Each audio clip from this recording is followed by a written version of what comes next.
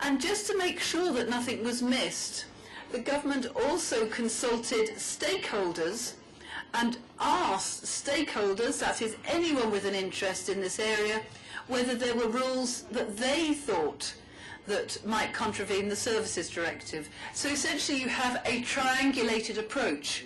Self-screening by the government departments, but also criticism from the outside, because the whole point is the government wanted to get off the statute books those rules which did obstruct the provision of services. And they didn't want litigation after the deadline for the implementation of the directive. They wanted those rules screened and removed prior to December 2009. So that was screening who did what. What standards were applied to the screening process? Now here, something rather interesting happened. Because, as I said, the UK was so enthusiastic about the directive, the UK adopted a very strict scrutiny of all of its legislation. In the United Kingdom, we do not make a distinction between service providers who are actually established in the United Kingdom and those who provide services only temporarily. In other words, the dichotomy envisaged by the directive between chapters 3 and chapters 4, establishment under what's now Article 49, and service provision under Article 56, we do not make that distinction. We apply the same rules to people who are there permanently and the people who are there temporarily. And we've always had a uniform approach. Now, because of that, we screened all of our legislation, not against the tests, the more relaxed tests in Chapter 3 of the directive, but against the very strict tests in Chapter 4 and particularly Article 16. So the only way that legislation could be saved is if it could be justified on the grounds of public policy, public security, public health and environmental protection, and not by reference to the broad range of so-called ORPI, the overriding reasons in the public interest. Furthermore, we took a very narrow view of the exclusions. And so if there was doubt about whether an activity fell within the scope of the directive or fell outside the scope of the directive, we said it fell within the scope of the directive and thus had to be subject to screening. So we engaged in a very active process. Now, they screened a lot of their legislation by about the end of 2007, and at that time they found that nearly all the legislation that was left on the statute book could be justified, but they noted 2 exceptions. What did they look at as far as justification is concerned? I'm going to give you 2 examples. As you may know, the British have very strong feelings about animals, and far more British money is spent looking after animals and sick animals than it is looking after sick and poor people. We are an animal-obsessed nation. And so we have extensive legislation on making sure that animals have suitable accommodation, food and so forth. And that manifests itself through a number of pieces of legislation. For example, animals aren't allowed to perform in public, so dancing bears or dancing monkeys, unless they have been registered. People can't set up kennels for looking after dogs or catteries for looking after cats unless they are licensed, and so forth.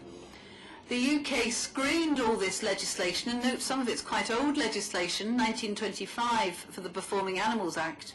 We screened all that legislation and decided that the requirement that those who are having performing animals must be registered could be justified on the grounds of public policy, namely protecting animal health and their welfare. Likewise, in respect of requirements that there needs to be licensing for those running entertainment establishments, so those running theatres or cinemas, all of those activities require a licence, That was screened, and it was found that the licensing requirement could be justified on the grounds of public security, again one of the express derogations, and the prevention of crime and the protection of young persons. So generally, our legislation was screened. Most of it was found to be justified using the tests in Article 16, namely public policy or public security. By the end of 2000, only 2 pieces of British legislation were found to be incompatible with the Services Directive and could not be justified. One of those pieces of legislation concerned the Insolvency Act, and there you had to be authorised, and authorisation was given only for those operating in Great Britain, and thus excluding those operating from outside Great Britain. That act could not be justified and has since been repealed. Furthermore, the other piece of legislation that was found to be incompatible through the screening process was about hallmarking, that's putting the markings on pieces of silver to show that the pieces of silver were genuine. And that hallmarking could only be done in the United Kingdom. Again, that was found to be in breach of the Services Directive and could not be justified. Now, the screening process went on, and subsequently a further 19 pieces of legislation were found to be incompatible with the Services Directive and could not be justified, and they have all been repealed. But as you can see, the levels of incompatibility as far as the UK government was concerned was actually pretty small.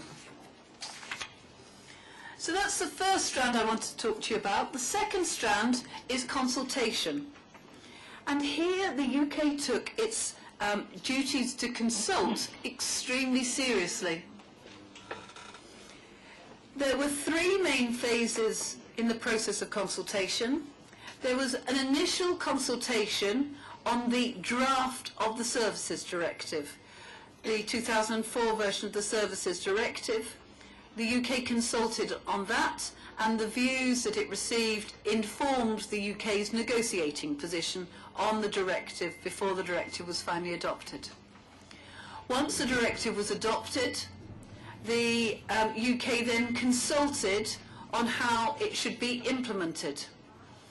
And the UK was proactive in the consultation process, sent information about the directive to over 300 organisations which might be interested, and these organisations responded with their views on how the directive should be implemented.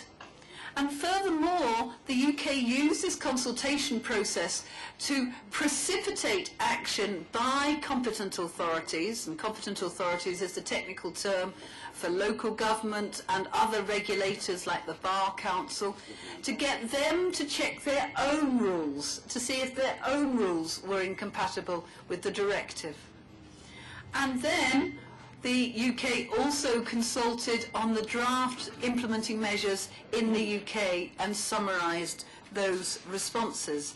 It must be said that by then enthusiasm for the Services Directive has somewhat gone off the boil, and they only got 22 responses on the implementation of the UK law. And so that tends to reflect the fact that the UK feels pretty happy with the content of the Services Directive. The final stage in the process for us, because the screening stage was first, the consultation stage was second, but also in conjunction with the screening stage, was the implementation phase. And what did we do by way of implementation?